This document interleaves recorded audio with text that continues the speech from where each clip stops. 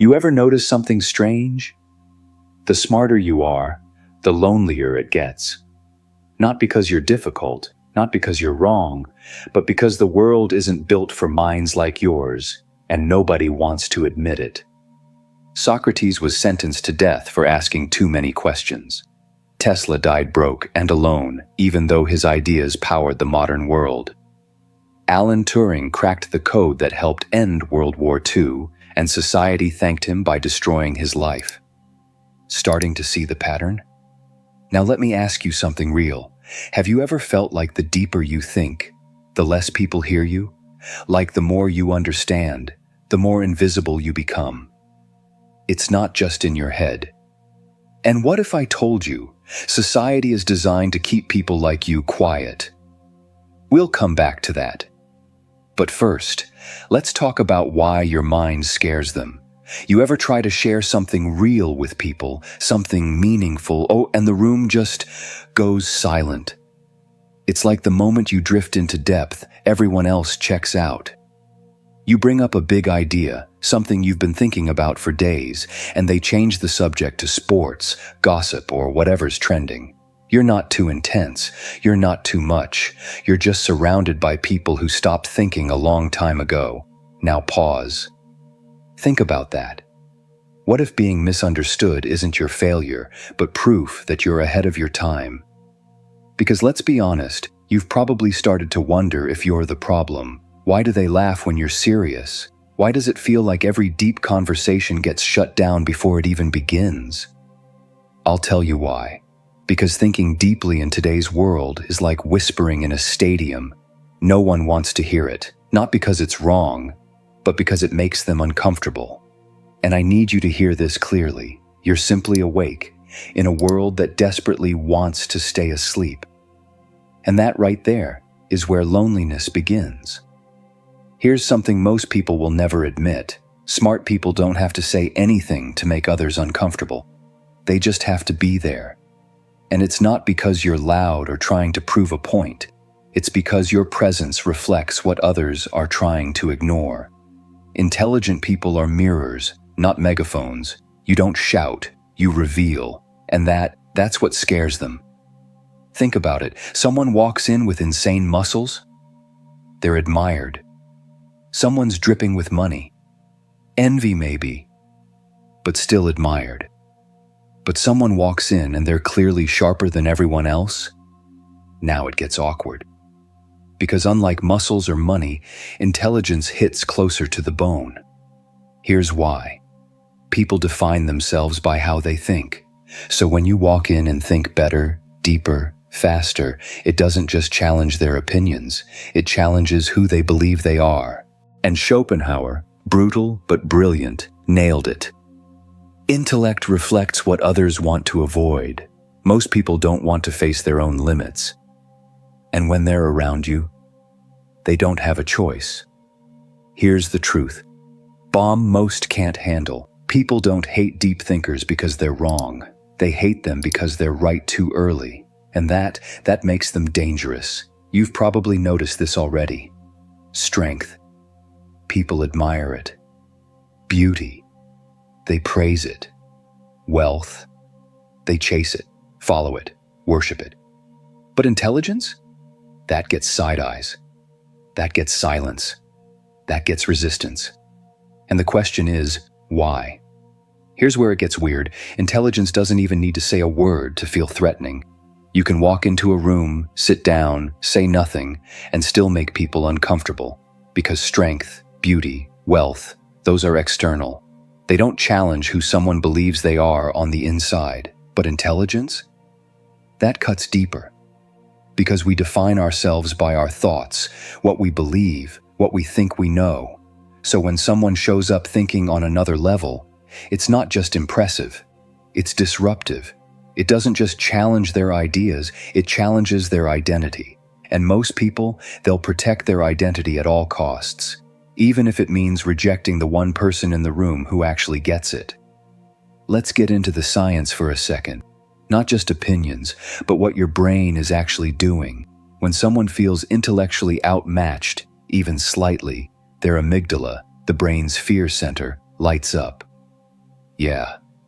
Being around someone smarter literally triggers the same part of the brain that responds to physical danger. It's not just insecurity, it's survival instinct. And it gets worse in group settings. One-on-one, maybe they can manage it. But when other people are watching, the pressure to keep up goes through the roof, because now it's not just about feeling dumb, it's about looking dumb. And that's when people start to shut down, change the subject, or quietly push you out. Why? Because the brain is doing what it's wired to do, protect the ego. And here's what makes it messy. We're all carrying cognitive biases that make this reaction even stronger, the Dunning-Kruger effect. That's when the least competent people think they're the smartest in the room. The backfire effect? That's when you prove someone wrong, and instead of changing, they double down on their belief. And the status quo bias? That's the brain's addiction to familiar ideas, even if they're false. So if you're someone who questions things, sees deeper, or challenges the obvious, you're not just unwelcome. You're a threat to their mental stability. People don't resist you, they resist the discomfort you represent. And here's where it flips. If you think deep thinkers are just unlucky loners, wait until you see how systems are built to keep them powerless. History doesn't lie, but it also doesn't tell the whole story. Let's run through some names. You've heard of them, but not like this. Socrates didn't just teach philosophy. He challenged people to think for themselves. The reward? He was executed for corrupting minds. Galileo discovered that Earth revolves around the sun. You'd think we'd thank him. Instead, silenced, forced to deny his truth to stay alive. Nikola Tesla, the mind behind wireless energy and so much more, died broke, alone, while others cashed in on his ideas. Hypatia, a brilliant woman in a world run by men, philosopher, astronomer, teacher. And for that, brutally murdered by a mob. Her crime, thinking too far ahead. But nobody tells you this part. Most of these minds were hated while they were changing the world. Because genius isn't feared for being wrong, it's feared for being right before everyone else is ready. That's the pattern. Breakthrough minds are rarely celebrated when they're alive. They're resisted, ridiculed, erased. And only once they're gone, only once they're no longer a threat, then they're honored. Because that's when it's safe. Because genius is only celebrated when it's no longer threatening. You ever wonder why it's so hard to enjoy the things other people seem to love so easily? Like, you're sitting in a room full of people laughing at something shallow. And all you can think is this really it? Schopenhauer put it perfectly. The smarter you are, the harder it is to enjoy simple things. Most people, they're wired by what he called the will to pleasure. They chase ease, comfort, distraction. But you run on something different. You run on the will to truth. You're not here to be pacified, you're here to understand. And that creates a kind of split you can't unsee. They want comfort. You want clarity. They want to stay warm in illusion. You're willing to face the cold, if it means facing reality. And here's the twist. Here's that one line nobody says out loud. Intelligence isn't scary because it's superior. It's scary because it reveals how insecure everyone else is. Think about that. You don't have to brag. You don't have to flaunt anything. Your presence, your questions, your depth, it holds up a mirror. And most people, they spend their whole lives avoiding mirrors. That's why the deeper you go, the more people pull away. Not because you're wrong, but because you see what they're not ready to look at. If this is hitting home, like the video and tap subscribe, it helps get this message to someone who needs it. Now here's the part that stings a little. In the past, deep thinkers were ignored. Today, they're buried under noise, trends, and endless scrolling. Open any social platform. What goes viral? Not depth, not insight, memes over meaning, fast, loud, shallow. That's what wins now, because complexity doesn't get clicks, simplicity does. And that's the reason this video might not go viral. And workplaces? They're no different. They don't say, "You're too smart." They say, "You're not a culture fit." Translation? You make people uncomfortable by thinking too hard. The unspoken rule is simple. Don't challenge. Don't question. Smile, nod, keep the system running. And the moment you don't, you're the problem. Now let's not ignore this next piece because it hits even harder. Smart women get told to smile more. Smart men get told they're too intense. In other words, don't just tone down your ideas, tone yourself down, and this is where we need to drop a truth bomb. Society doesn't want you to think deeply, it wants you to think conveniently. Deep thought disrupts comfort. It slows down systems built on automation, obedience, and speed. So if you've ever felt out of place for thinking more, that's not a glitch in the system. That is the system. Isn't it strange? The world builds statues of people it once burned at the stake, not because they changed their minds, but because time made the truth less threatening. When someone challenges the way things are, in real time, they're dangerous.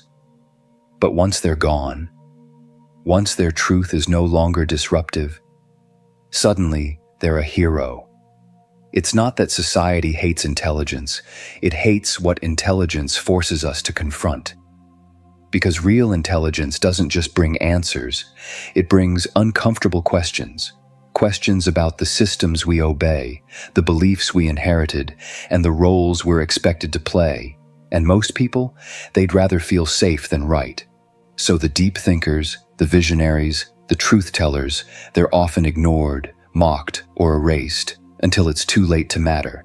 Then, and only then, we frame their quotes, celebrate their lives, and pretend we would have stood beside them all along. But if they were alive today, they'd still be outsiders.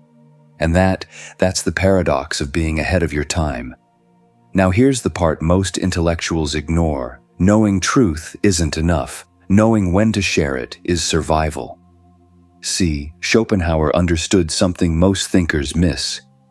You're not meant to scream wisdom into every room.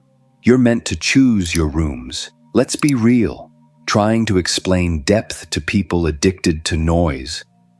It's like handing poetry to a thunderstorm, so don't chase the crowd. Don't water yourself down just to be understood. Instead, choose solitude, not as a punishment, but as a strategy. Because solitude isn't loneliness. It's protection, it's clarity, it's power. And when you do speak like Franklin did, with humility, like Feynman, with simplicity, like Ada Lovelace, who created spaces where minds could collide, not compete. They knew something critical. Intelligence doesn't have to isolate, it just has to be shared wisely. You don't need everyone to get you, you just need the right few, and they're out there, trust me. Before we wrap this up, I need you to hear something. You've probably spent years wondering if there's something wrong with you. Why you feel out of sync, why people pull away when you speak from the soul, why you constantly feel like you're too much. But the truth? Deep thinkers aren't rejected because they're wrong, they're rejected because they're right too soon. It's not that you're too complicated, it's that most people haven't gotten there yet, and that can hurt deeply. Because being ahead of your time comes with a cost. You often walk alone. But here's what most people won't tell you. You were never too deep. They were just too shallow to swim where you are. Let that land. Because the world, it desperately needs minds like yours, not watered down, not silenced, not bent to fit in. Even if it's not ready to say thank you yet, even if it never gives you the credit you deserve, you must keep thinking, keep questioning, keep searching, because you're not crazy. You're not broken. You're not too much. You are not alone. You are simply awake. And in a world that's asleep at the wheel, that makes you rare. That makes you essential. Now I want to hear from you, directly. Have you ever been rejected for thinking too deeply, for asking the questions no one wanted to answer, for seeing what others chose to ignore? Share your story. Not for attention, but for connection. Because someone out there is carrying the same silence you've been carrying, and your voice might be the one that makes them feel seen. Let's start the kind of conversation most people are too afraid to have. Not surface level, not sugar-coated, but real, raw, honest. And if you've felt that isolation, that quiet kind of courage, drop a comment right now that says, "Today, I'm ready to be alone," if that's what it takes to stay true. If this hit home, like this video, subscribe for more truth most people won't say out loud, and send this to someone who's always been told, "You think too much." That's not a flaw, that's your gift. And you don't need to shrink it to belong, we're just getting started.